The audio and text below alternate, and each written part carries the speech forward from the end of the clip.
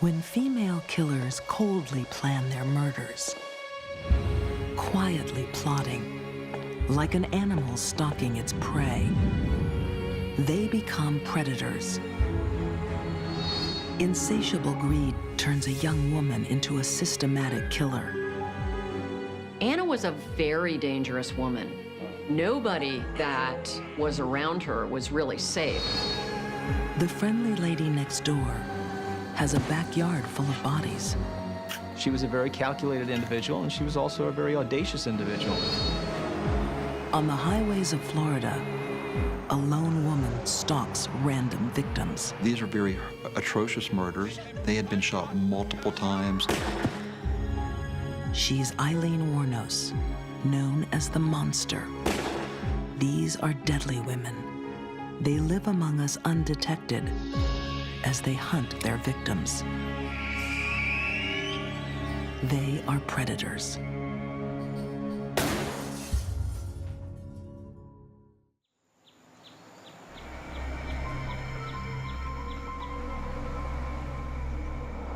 Of all America's deadly women, there is one who stands out. Eileen Warnos was the first female predatory killer that the FBI had ever seen. Female predatory killers are very rare.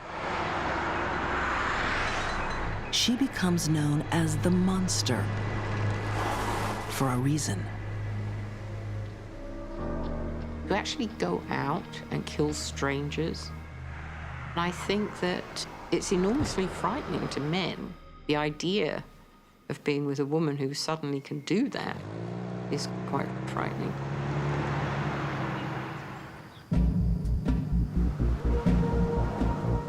Eileen Warnos works as a prostitute, plying her trade on the highways of Florida. The endless parade of vehicles provides plenty of opportunities and plenty of risk. It's a very dangerous profession.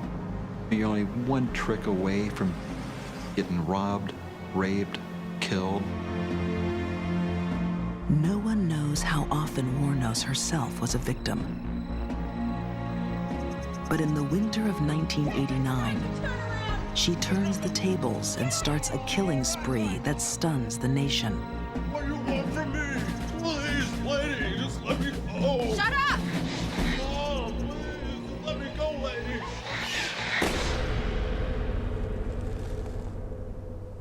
This is where we found the body. He was just a few feet off this paved road into this cul-de-sac. Homicide detective David Taylor was called to one of the murder scenes. It's one of many. Eileen will kill 7 men before she's caught. When you have someone shot multiple times, you're looking at some highly charged emotional stage. You're looking at a lot of hate and some revenge. A lot of people may use the term overkill. Eileen's victims were shot multiple times with a .22 caliber pistol. They are robbed of their money and their cars. I came to believe, over a period of time, that each of the murders was precipitated by something that triggered enormous fear of abandonment in Eileen. Writer Sue Russell has studied Eileen's crimes like few others. While the media have speculated Eileen killed because she hated men, Sue thinks her main motive was very different. She killed when she felt desperately under threat and stress. Her fears of abandonment went off the scale through the roof. In her early 30s, Eileen is in a long-term relationship with Tyria Moore. In the case of most of these killings, there was money, the men had money, and according to Ty, she would come home with this money and she would wave it around and say, we're gonna party, we're gonna have a good time now. The proceeds of murder become Eileen's insurance policy. Scared of losing Ty to other women, Eileen uses the money to keep her affections. I think she thought that she could buy Ty's continuing presence in her life. What had always been her modus operandi, to try to buy friendships, buy love, buy people in her life. Very sad, really, when you think about it. Eileen, the monster, has been buying attention for a long time. After being abandoned by her parents and going to live with her grandparents, she craves it. There was allegations of sexual activities and sexual abuse. If you start from the time that she was just a young child, she just didn't really get that fair shake in life. Children that suffer maternal deprivation in their early years, the chances of them having something profoundly wrong in adult life is great. It's probably 35 to 40%. Even before she reaches her teens, Eileen is on her own, living rough in the woods, where she learns dangerous habits of survival. By 11 or 12, she was taking money for sex. She became pregnant as a very young child. She was actually given up to a home for unwed mothers. She was thrown out of the house, essentially. So she was on her own at a very early age.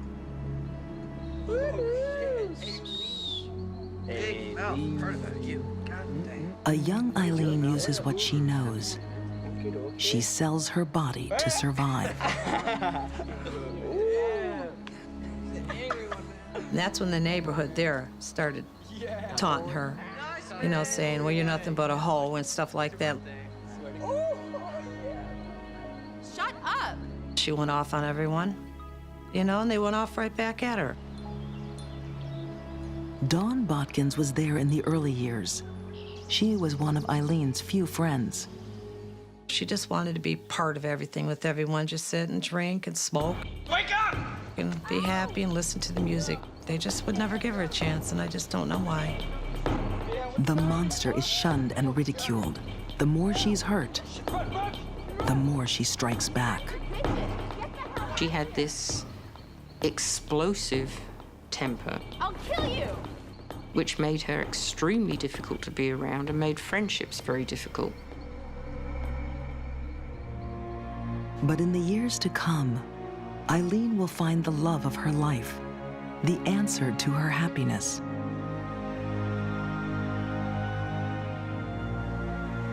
But to keep her, she'll stalk the Florida highways and use the weapons she's honed to perfection, her body and her rage.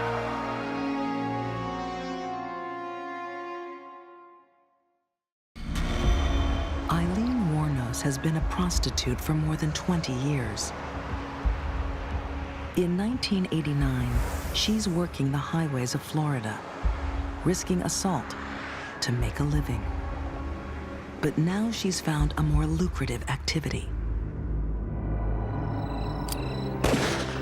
murder.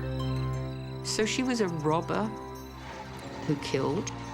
She said in her confession that she did not want to leave any witnesses. The money is a show of affection for Eileen's long-term partner, Tyria Moore. She clung to what she knew, which was, let's try and buy the continuing presence of this person. Let's try and buy the love. Let's try and keep them in my life. The only way she knew how to do it. But after each murder, the money inevitably runs out. And in Eileen's mind, there's a chance she'll lose Ty. She needs to kill again. Eileen is not really the classic predator in that it doesn't appear that she would stalk her victims. And she didn't kill every John that she serviced as a prostitute. She killed one here, she'd see a few other men.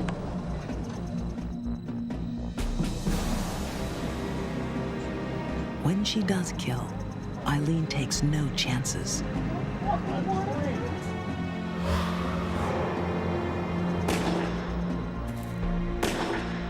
These are very atrocious murders.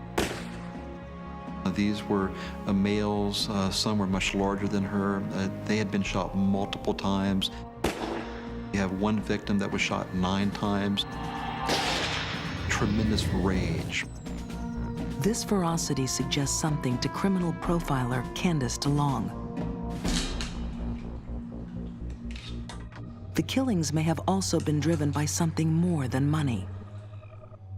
There has to be more than that to take a life. I think for Eileen, at some point, she enjoyed it. She didn't need to kill these people to get what she wanted. And that's probably because she felt fine doing it. She had no sense of remorse. After each murder, more tragedy, as families wait for loved ones who never come home. You can see the pride that I have being next to him. Letha Prater is the sister of Eileen's 4th victim, Troy Barres.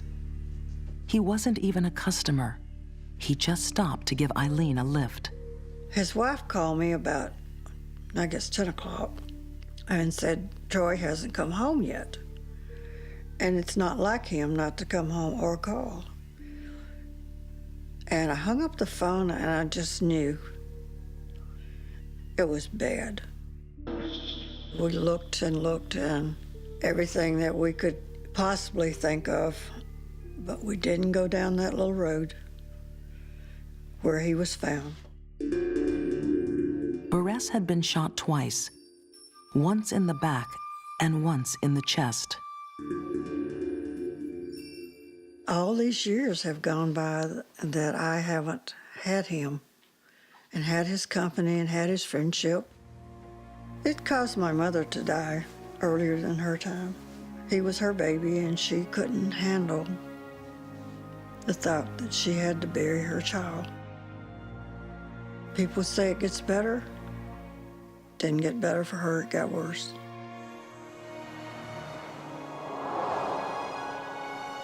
By now, police suspect a connection between a string of highway murders.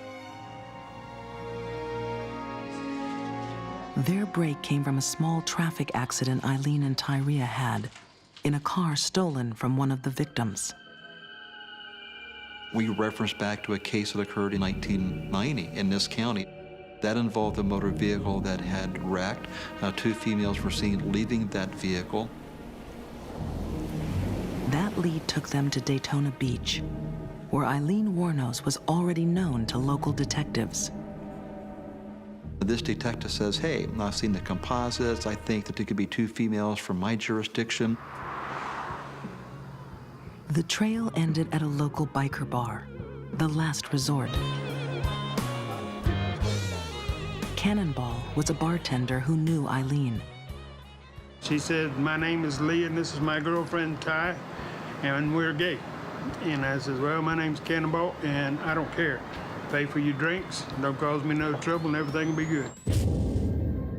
But the net is closing in on Eileen. Undercover officers eventually arrest her right outside the Last Resort bar. The day she got arrested, she made the 8 on the break, which means you win a pool game in 1 shot. That's a pretty lucky thing. I guess it run out after that, though. Police hold her in the Volusia County Jail on a minor charge. But they need more evidence to convict her of murder. So they play their trump card. I don't think that Eileen ever thought Tyria would betray her. I think she did trust her totally. But when the chips were down... Police secretly track down Tyria Moore and convince her to work with them. We had agents, with Tyria Moore. We would have things that would be scripted out, the questions were written down on a piece of paper. Eileen, I'm scared. Ty began to say, look, they're after me. They think I did it. They have to have seen the car. She said, I'm not going to let them do this to you. If I have to, I will confess. And indeed she did. I'll take care of it, all right? There were quite a few admissions that were made that we actually used to further our belief that, yeah, no doubt she was the one involved in these murders. Betrayed by the one person who ever really cared for her, Eileen pleads guilty, receiving 6 death sentences. She lives on death row for almost a decade. With few other friends, Eileen becomes an obsessive correspondent with childhood friend Don Botkins. She wrote every day for 11 years, and sometimes I got 11 letters in one day. People are starting to see there was quite a human being there that nobody helped out. The state didn't help out, the neighbors didn't help out. Nobody helped out. She could have been great at anything, but everybody automatically just dissed her. Eileen may have been denied her full potential, but so were her victims. Her misery spread to 7 families. I was glad they got her, but I was just so full of despair and hate and fury and the thought that one person, one woman could change the life of so many people. On October 9, 2001, Eileen is executed by lethal injection. Anyone can be a killer. It's about making choices. She made choices to kill. Don't look up to Eileen. Just understand why she did what she did. She did kill in a cold-blooded fashion. But I still feel some empathy for the little girl who never had a chance.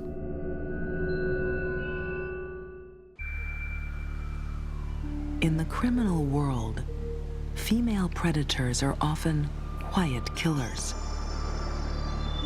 For the average woman, it takes 8.4 years before she gets caught. Yet for men, it's half that amount of time. Calculating and methodical, they may stalk and kill for years without detection. As Dorothea Puente did, until a knock on the door of her boarding house in 1988. She just answered the door. She was very polite, introduced ourselves. She invited us in. Detective John Cabrera was working cold cases in Sacramento, California. A man had gone missing. His last known address was Puente's boarding house. I just had this feeling, and it stayed with me. What I simply did was watch every move she made. I looked for all those little things that, you know, detectives look for in people to show that maybe they're trying to hide something. In the back garden, Detective Cabrera finds suspicious mounds of dirt. We started digging in 3 different areas. She was getting ready to put in a winter garden. We assured her that whatever we dug up, we would simply make sure it was all returned to normal. What John uncovers that day is more than he ever imagined. And I put my shovel in the ground, and I thought I'd snag something. With my bare hands, I started pulling on what I thought was a root. And I pulled, and finally it broke loose. There I was sitting there holding this leg bone in my hands. It was very startling. As a younger woman, Dorothea herself had been full of surprises. With dreams of living the high life, she attempts to ingratiate herself with Sacramento society, using tall tales of her past, claiming connections to everyone from Swedish ambassadors to film star Rita Hayworth.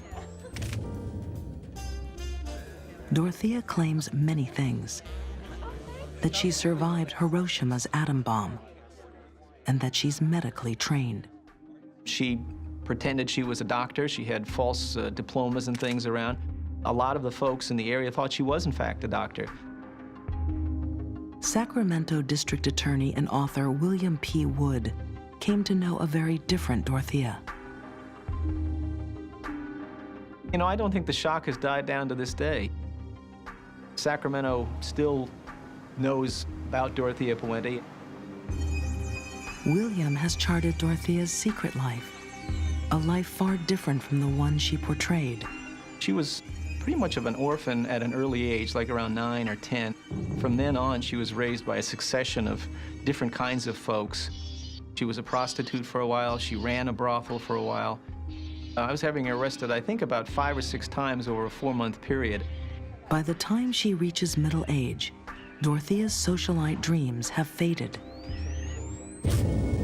Now she is the consummate predator, preying on lonely men and stealing their Social Security checks. She would put stupefying drugs in their drinks, and of course, when they were knocked out, she would take their Social Security check, forge it, and then cash it. But her deceitful charm fails her when Dorothea is caught forging checks once too often. In 1982, she's convicted and sentenced to 5 years in jail. But it would only make her change strategy. The crimes that she was sent to prison for all had living witnesses, all had living victims. The crimes that she then commits from the time she gets out of prison, there are no living victims. They're all dead. Everybody is killed in one way or the other. Out on parole, Dorothea is eager to make a real killing.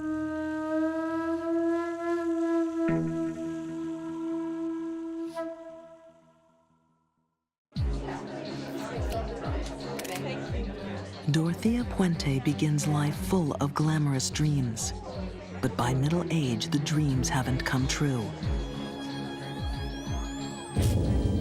The reality is she's a petty criminal, running a small boarding house in Sacramento, California. Well, the people that she chose to take in were, I believe, what you might call the hard to place. A lot of them had medical problems. It was a divide between elderly and disabled. Her warm personality charms those around her. She was the good lady in the neighborhood. Every week she had a burrito day, and people could come and she handed out burritos. But deep down, she is a lethal predator. When nobody else wanted them, lodgers like 64-year-old Dorothy Miller came to Dorothea. They'd often lost touch with family, were alone, and vulnerable. Dorothea may have a new career, but she keeps her old ways, spiking drinks. She uses her prescription sleeping pills, Dalmane, also known as flurazepam. Flurazepam is a drug that's used for insomnia. It's a drug that's used frequently to cause people to go to sleep. It works by quieting down the brain activity. As far as she was concerned, she knew they would go to sleep forever. Just as she had before, Dorothea forges her victims' Social Security checks. But this time, no one is alive to contest them. Dorothea's victims were street people, people living on the fringe, people who might only be known by one social worker here or there, people that no one would miss. She was a very calculated individual. She was also a very audacious individual. She took the opportunity to give them a nightcap, and it was a nightcap that would be the last one they ever took. Dorothea is determined not to go back to jail. She buries the evidence in her back garden, thinking no one will notice. Dorothea's garden is becoming a boneyard. In all, 7 victims end up buried here, though neighbors never notice. But one victim would be missed. Vagrant Bert Montoya was reported missing by a social worker. Apparently, she had been looking for him for the past 3 months and not really getting anywhere talking to Dorothea, and kept feeling like she was getting a runaround. And that led Detective John Cabrera to Dorothea's boarding house that fateful day in 1988.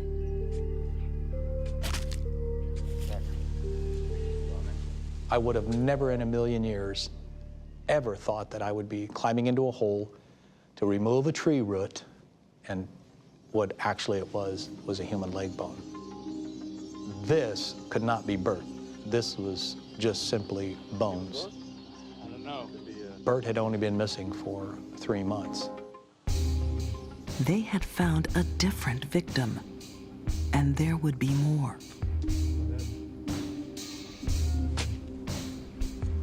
We just slowly started to dig in various areas.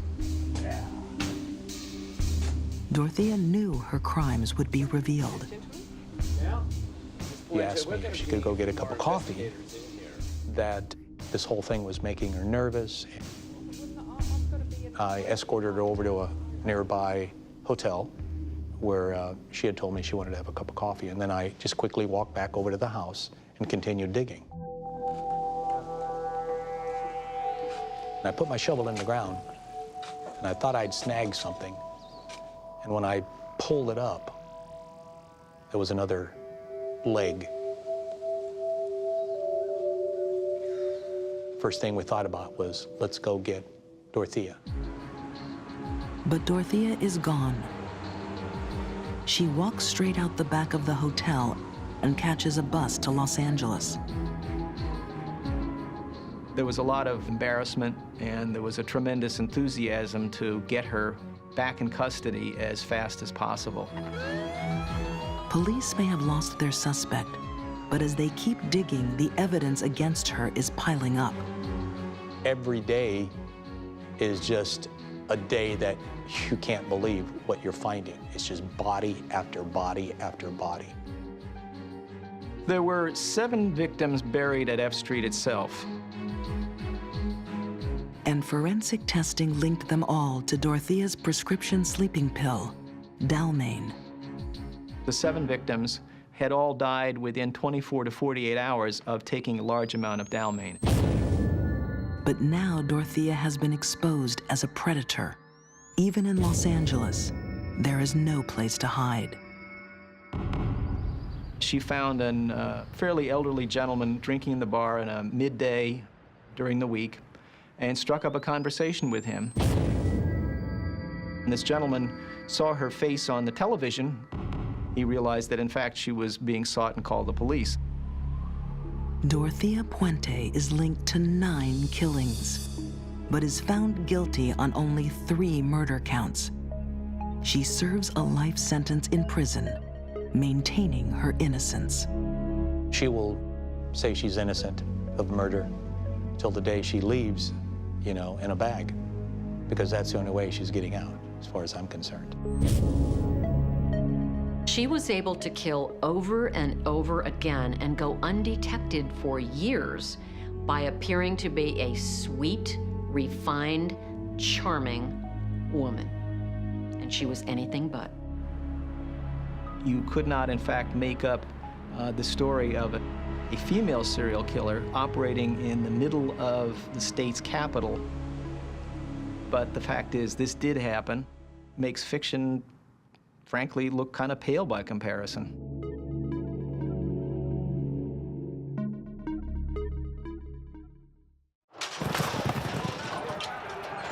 It's the early 1930s at a racetrack in Cincinnati, Ohio. As the horses pass the post, a young lady in the crowd becomes anxious. She has lost once again, and her debts are mounting. But Anna Marie Hahn has a sinister way to fund her gambling addiction: murder. I think Anna Marie was evil personified in a very soft, womanly way. She was willing to do anything to get that money. And if it involved killing someone that had her money in their wallet, she would do it. 1929, 23-year-old Anna Hahn migrates from Germany to Cincinnati. She shamed her family by having a child out of wedlock. Cincinnati's German community, the Over-the-Rhine district, welcomes Anna. It's a welcome that will cost some of them their lives.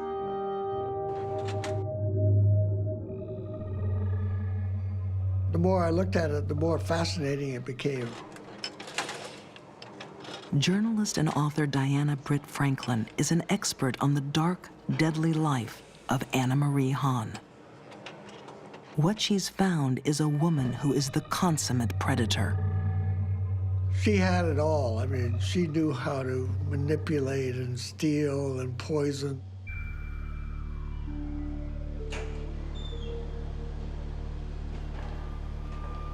Women who are predators have to plan very carefully. They have to study their victim. They have to try to get their victim when they are the most vulnerable. Pressured by mounting gambling debts, Anna would stalk for victims in a local apartment block.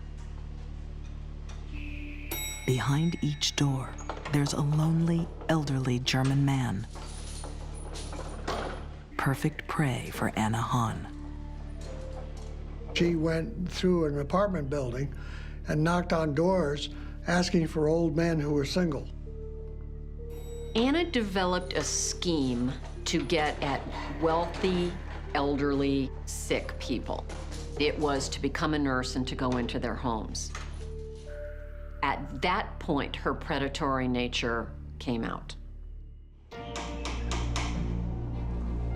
78-year-old Jacob Wagner answers that fateful knock on the door. Anna has found what she's looking for. He allows her to help with chores. Instead, she helps herself to Jacob Wagner's belongings. She'd take a nickel as easily as a dollar. No, she would steal anything in sight. Anna was a very dangerous woman. Nobody that was around her was really safe if they had money or property. Within months, Jacob Wagner is dead. His money pays off Anna's gambling debts, but not for long. At the track 3 or 4 times a week, her losses mount. Anna's gambling habit is out of control. Anna was a killer who also had an addictive personality. So anything that served her was something that was going to be repeated. For Anna, killing men and taking their money and their things served her well and became an addiction. Anna's next target is a wealthy businessman she finds in the neighborhood, George Heiss. Mr. Heiss was a coal dealer that she met and befriended and got very friendly with him. He would take the money he collected from his coal deliveries and give it to her. But it's not enough for Anna. George's days are numbered. His drink is laced with arsenic, and he's paralyzed for life. Arsenic loves to attack the endothelial cells, those that line the blood vessels. When it attacks, those blood vessels begin to leak. Leakage of blood anywhere, particularly in that very critical central or peripheral nervous system, can cause symptoms such as paralysis. Anna didn't care. This was merely a means to an end. She would become a compulsive predator, striking again and again in her community. A community blind to the killer living amongst them. Yeah, all these people were dying left and right in this close-knit neighborhood, and nobody was saying a word. Eventually, somebody spoke up and said, hey, we're missing one. And they reported it to police, and police didn't believe it and didn't have any evidence to go on, and they would just slough it off. She is getting away with murder. And the question is, what can stop her? Cincinnati in the early 1930s. A cold, methodical murderer is at work. Anna Marie Hahn is a young German migrant, driven by greed, preying on the weak and the elderly. No one realizes a killer is in their midst. Even today, you don't suspect a woman of being a serial killer. There are not that many, and maybe there are a lot more than we think, because they're hard to detect. They're very hard to detect. Who would suspect a nice German lady like Anna Marie Hahn being a serial killer? You just would not believe it, and the police didn't either. Anna Marie plies her deadly trade through the 1930s. A ruthless predator, she is careful, cold, and calculating. This type of murder is not for somebody who likes to act rashly or quickly. This is for somebody who is very happy to sit back and wait till the right time and then pounce. 67-year-old George Gazelman becomes her next prey. Like the others, he's lonely and sick and agrees to be cared for by Anna. But he is being cruelly poisoned with arsenic and croton oil. She used the croton oil to cover up the arsenic because it would flush out the system. Croton oil is an oil that's made from the seed of the croton tree. Within minutes, this person would experience severe vomiting. It is very potent, could be very uncomfortable, and it could actually cause death if there wasn't any fluid replacement. George Gazelman dies in his room, but not before Anna takes him for all he has. Anna's greed was insatiable, and it certainly compelled her to commit murder. But it was also a choice that she made. Today, Anna's murderous trail can still be found on the streets of Cincinnati. Author Diana Britt Franklin retraces the footsteps of a killer. 2150 Clifton Avenue was the home of Johann George Obendorfer. On street level is his little cobbler shop that Anna Marie walked into one day because she had broken her heel while out shopping. They fell in love, or he fell in love with her. She had other designs. Can you imagine how happy he must have been to have snared this beautiful woman? Little did he know that in 2 weeks he would be dead. It's 1937. Anna has been killing for 4 years now. She decides to take a risk, changing her usual tactics. Leaving from Cincinnati Union Station, Anna Marie took George and her son Oscar for a vacation in Colorado Springs. By the time they got to Denver, Mr. Obendorfer was very, very sick. She was poisoning him on the whole trip. Within days of reaching Colorado Springs, George Obendorfer is dead. Anna takes another unusual risk. tempted by some petty theft. Hotel owner had rooms right behind the registration desk, and Anna Marie one day walked in to those private rooms, saw some diamond rings on the dresser, and stole them.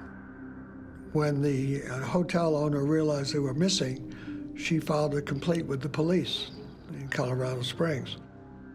By then, Anna Marie and Oscar had left town, left poor old Mr. Obendorfer on a slab in the morgue. But this time, Anna has gone too far. Police are suspicious. Back in Cincinnati, they swoop on Anna's house. They found some arsenic in the basement, a bottle of arsenic.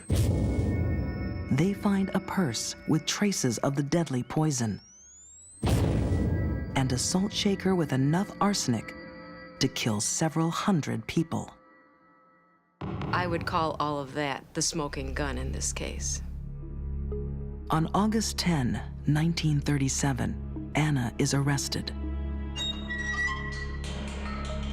The predator has become prey. The ultimate irony with predatory killers is eventually they become so sloppy and leave clues that they fall into the sights of the police and they are stalked and they are caught. And while Anna stealthily killed in anonymity, the horrifying details of her case stun a nation unaccustomed to serial killings. It was a shocking, shocking case. The largest mass murder case in the country. After 2 hours, the jury returns its verdict on the murder of Jacob Wagner. She is guilty.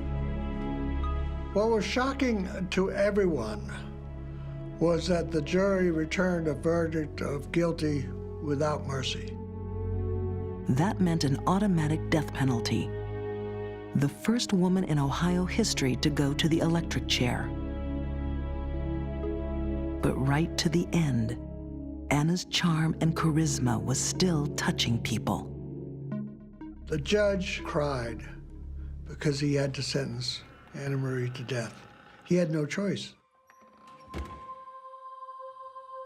A common characteristic seen in serial killers is that they're above average intelligence and they're arrogant. They truly believe they're going to get away with their crimes. They believe everyone else is stupid.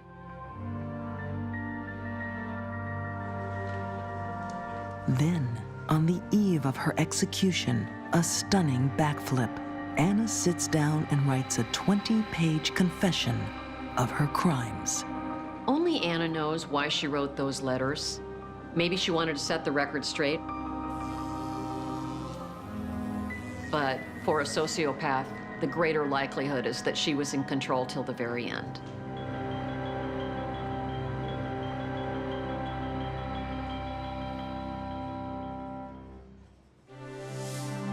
These deadly women hunted their fellow humans, killing them for money. Eileen Warnos hitchhiked the highways, looking for her next victim. Anna Hahn quietly stalked the old and the lonely. And Dorothea Puente led a double life, leaving a graveyard at the bottom of the garden.